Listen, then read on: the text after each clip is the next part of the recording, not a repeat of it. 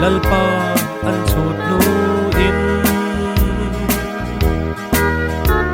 thu tak laka an ten bo zo ta có vẻ mi phing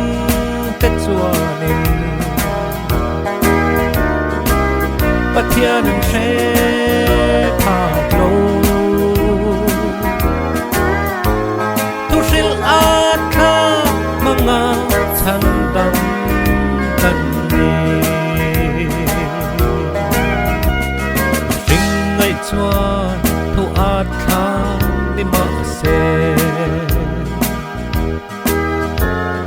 ring fin na sang ber ang po in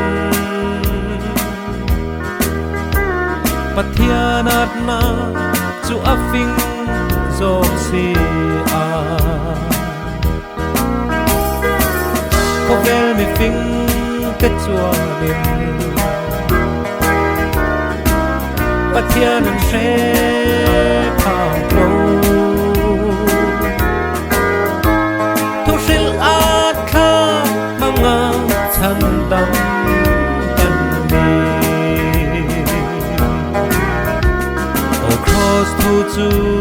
hu sitin omma se zel do kapuang zel do na ni katanun na le chandam na ani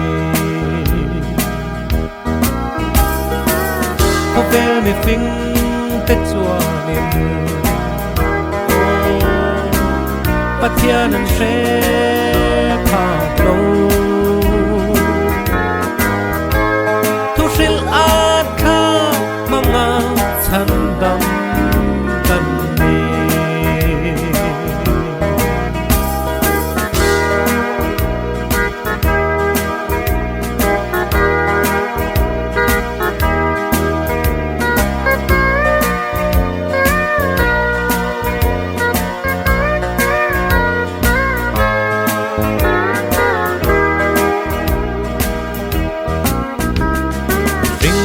chuan thu atthlak ni ma se mi ring fin na sang ber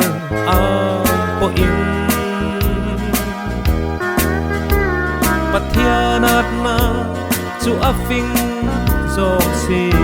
a có vẻ mi phing tết chua in pathian an sẽ phá lâu Thuhril atthlak mga chandam kanni Thuhril atthlak mga chandam